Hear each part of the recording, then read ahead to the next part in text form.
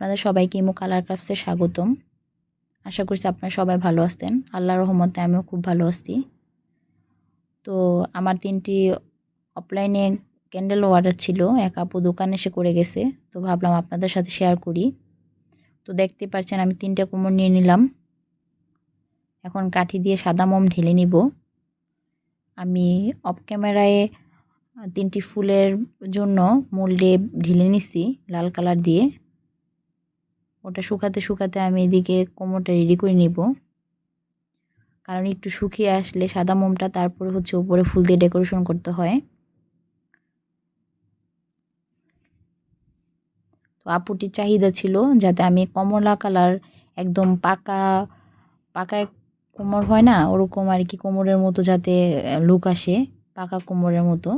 এ কারণে আমি পাকা কালার করার জন্য কমলা কালার করে নিছি এবং উপরে আফসুন দিয়ে নিছি যাতে একটু চিকচিকা ভাব আসে। এখন অনেকটাই আমার মোমটা শুকিয়ে গেছে আর ফুলগুলো শুকিয়ে গেছে, দেখতে পাচ্ছেন। আমি মোল থেকে নিয়ে নিলাম। মাশাআল্লাহ, ফুলগুলো খুব সুন্দর হয়েছে। এখন একটা কাঠি দিয়ে ফুটা করে নিব। ফুলটা কিন্তু পুরোপুরি শুকায় নেই, শক্ত হলে আর কি ফুটা করা যায় না, হালকা একটু নরম থাকতেই ফুলটা বের করে নিতে হয়। ফুটা করে তিনোটা আমি গেঁথে নিব। একটু ভিজা থাকতেই ফুলটা গাঁথলে ভালো হয়। আমার মনে হয় মোমের সাথে একটু আটকে আটকে থাকে, তবে এটা একটু রিস্কও। একটু উল্টাপাল্টা হলে মোমে ফুলটা ডুবে যেতে পারে। তবে মনোযোগ দিয়ে এবং কি সুন্দর করে করলে এভাবে কাজ সুন্দর হয় আমার মনে হয় যা। তো আপনারা যারা আমাকে ফেসবুকে, ইউটিউবে বা টিকটকে দেখতে পাচ্ছেন তারা অবশ্যই আমাকে সাপোর্ট করবেন। মুন্সিগঞ্জের ভিতরে যারা আছেন, আমার দোকান হচ্ছে মুন্সিগঞ্জ টুঙ্গিবাড়ি থানা, বালিগাঁও বাজার, এশিয়া ব্যাংকের নিচে। তো যারা আছেন আশেপাশে আমার দোকানে এসে নিতে পারবেন। আর আমার এই ক্যান্ডেলগুলো যদি আপনাদের ভালো লাগে দেখতে, তো ইনবক্সও যোগাযোগ করতে পারেন।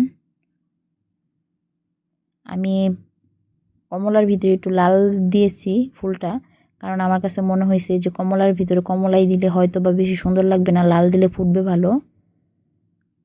এখন আমি জড়ি দিয়ে নিচ্ছি, একটু সবুজের ভিতরে সোনালি কালার জড়ি দিব যাতে দেখতে একটু সুন্দর লাগে। তো আমি সবুজ কালার জড়িটা দিয়ে নিলাম।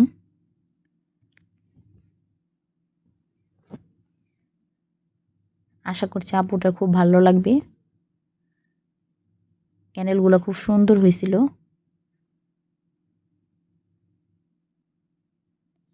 সবুজ কালার জড়ি আমার দেওয়া শেষ হয়ে গেছে, এখন দিব সোনালি কালার জড়ি।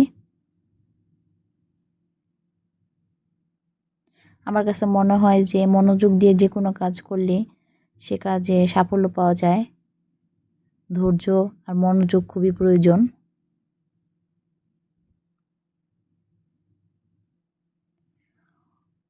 তো আপনারা সবাই আমার জন্য দোয়া করবেন যাতে আমি অনেক দূরে এগিয়ে যেতে পারি।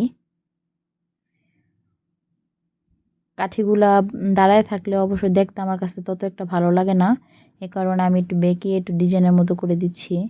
এটা গোড়া থেকে কেটেও দেওয়া যেত, তবে পেঁচিয়ে দিলে ওটা একটু বেশি ভালো লাগে দেখতে।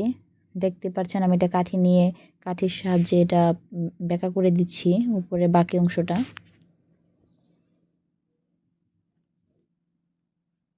তিনোটাই করে নেব।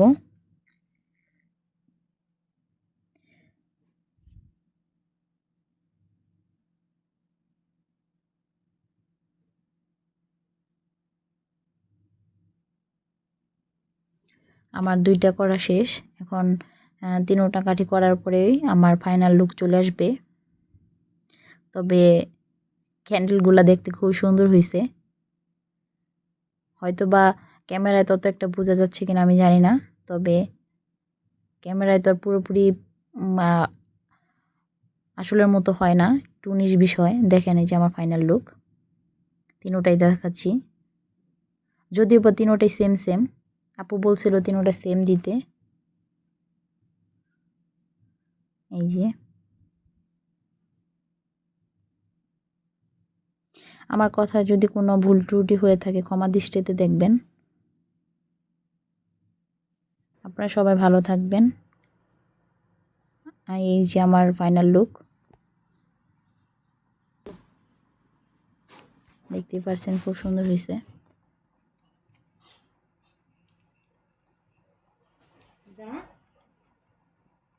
তিনোটাই সুন্দর হয়েছে। খোদাফেজ।